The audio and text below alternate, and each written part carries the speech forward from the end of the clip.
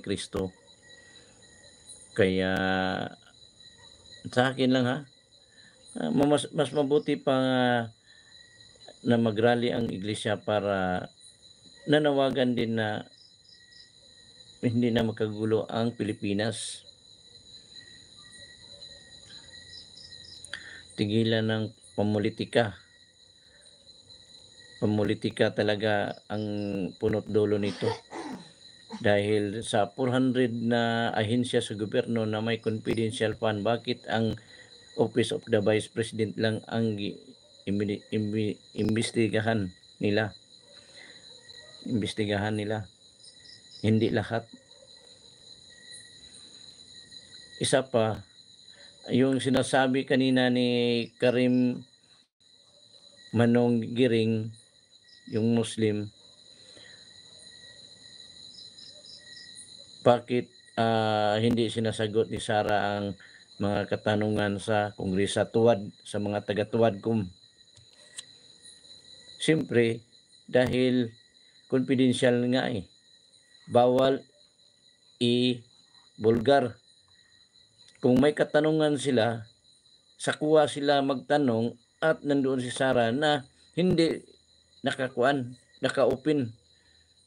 Closed door lang, sila lang ang mag-imbestiga. Hindi na pinapahiya, pinapunta doon sa Tuwadcom, pinapahiya, nilalait, iniinsulto.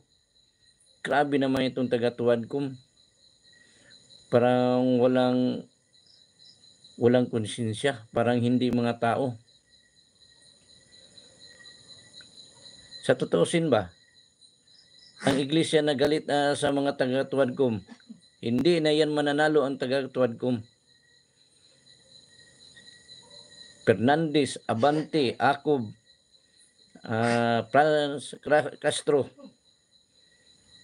Chua, Barbers, hindi na kayo mananalo. Kahit ano pang posisyon ang tatakbuhan ninyo, hindi kayo mananalo. Kasi galit sa inyo ang Iglesia ni Cristo. Ang Iglesia ni Cristo ay may isang salita, may panindigan at one for all. Kung sinong ibubuto, yun lang, bubuto sila tanan. Pag ayaw nila, silang lahat ayaw bumoto sa iyo. Ngayon, galit ang Iglesia ni Cristo sa inyo. Paano kayo mananalo? Ikaw, Franz Castro, hindi ka mananalo ng senador. Pati yung mga party list ninyo, hindi kayo mananalo. Ngayong eleksyon na yun, eleksyon. Dahil yun ang sinasabi sa taga-iglesia.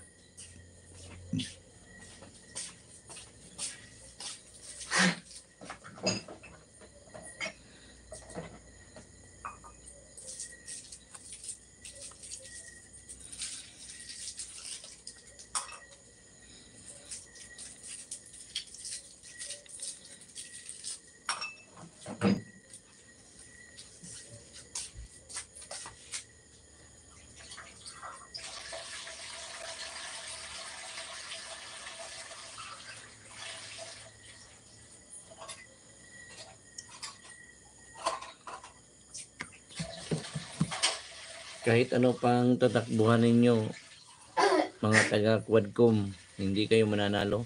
Ma-mayor man, ma-congressman man, ma-gobernador o ma-senador, hindi na kayo mananalo. Kasi galit na sa inyo ang mga Iglesia ni Cristo.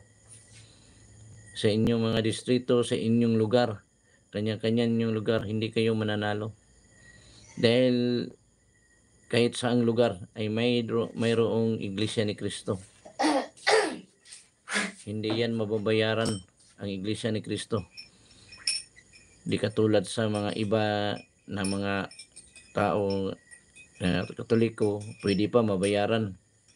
Pero ang Iglesia, hindi yan mabayaran.